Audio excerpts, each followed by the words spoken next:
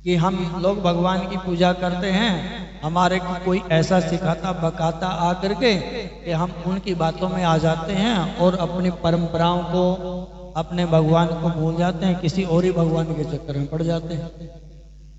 कोई कहता है कि गीता गलत है, कोई कहता है रामायण गलत है, कोई कहता है शिव पुराण गलत है, कोई बोलता है शिवलिंग पे दूध चढ़ाने से क्या होता है और किस चीज से होता है ये बता दो भाई।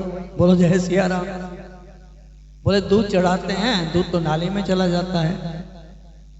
भाई हम शंकर भगवान को आप लोग दूध चढ़ाते हैं, एक कटोरी आपने दूध चढ़ा दी तो उससे जो बताने वाले हैं, पूछने वाले हैं, तो उनके पेट में क्यों दर्द होता है? भाई तुम्हारा क्या लेते हैं? बोले दान कर दो। तो क्या हम लोग कहते दान नहीं करते?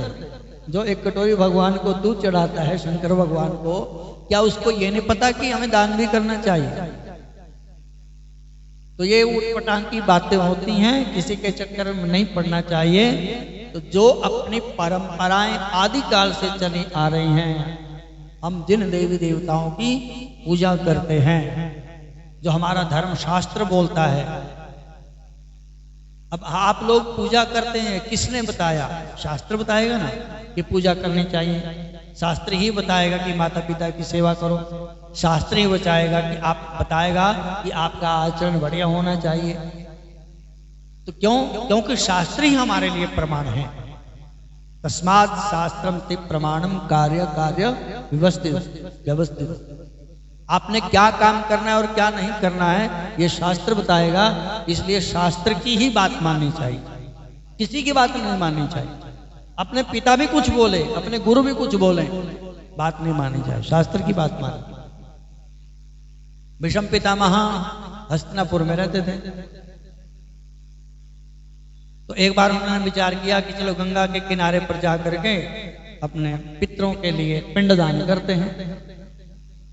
पितरों के लिए पिंडदान करते हैं। श्राद्ध पक्ष चला हुआ था, अपने पुरोहित जी को लिया तो हरिद्वार में आ गए। अब गंगा तो वहां भी थी, हस्तिनापुर भी तो गंगा के किनारे पे ही है, तो गंगा जी तो वहां भी थी, लेकिन हर की पौड़ी पे वहां पे जो कुश घाट है, वहां पर जो पिंडदान करने का लाभ है वो कुछ और ही है। बहुत बढ़िया वहां पे पिंडदान होता है। तो कुश का आसन बिछाया गया।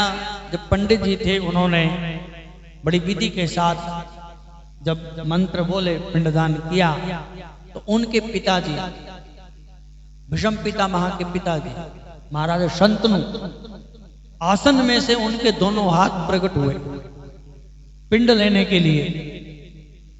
तो आसन के बीच में से जैसे हाथ प्रकट हुए पिंड लेने के लिए, तो भीष्म पितामह ने देखा कि हमारे पिताजी के हाथ हैं, सुंदर सोने के कंगन डाल रखे हैं और ये हमारे पिताजी के ही हाथ हो सकते हैं। तो उन्होंने पिताजी को मन से प्रणाम किया और अपना पिंड लिया हाथ में।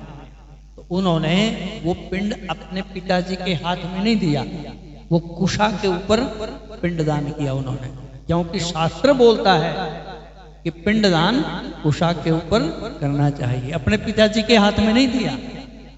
अगर पिताजी के हाथ में देते तो शास्त्र का उल्लंघन हो जाना था। इसलिए अपने पिताजी के हाथ में पिंड नहीं दे करके उन्होंने कुशा के ऊपर ही पिंडदान किया। और इतने में ही उनके पिताजी प्रकट हो गए। पिताजी ने प्रकट होकर के कहा कि पुत्र, हम तुम्हारी परीक्षा ले रहे थे, क्या तुम मोह और ममता के वशीभूत होकर के हमारे हाथ में पिंडदान करते हो या तो कुशा के ऊपर पिंडदान करते हो। इसलिए तुमने शास्त्र की मर्यादा रखी है, तुम शास्त्र को ठीक से जानते हो, क्योंकि पिंडदान तो कुशा के ऊपर ही दिया जाता है। बोलो जय सिया राम। तो जो शास्त्र बोलता है वही करना चाहिए। अब भीष्म पितामह के तो पिताजी प्रकट हो गए पिंडदान करने के, पिंड लेने के लिए। आप और हम जाएं हरिद्वार पिंडदान करें तो हमारे मन में शंका होगी, भी उनके तो पिताजी प्रकट हो गए थे, हमारे पिताजी प्रकट ही नहीं हुए, तो इसका मतलब हमारा पिंडदान कबूल नहीं हुआ, स्वीकार नहीं हुआ। इसलिए पिंडदान हाथों में न दे करके उन्होंने कुशा के ऊपर दिया। तो कुशा पे जब पिंडदान पितरों के निमित्त करते हैं तो उनको अवश्य ही प्राप्त होता है। ये शास्त्र की बात है, तो किसी की बात नहीं माननी चाहिए, शास्त्र की बात माननी चाहिए कि हमारा शास्त्र क्या बोलता है। बोलो जय सिया राम।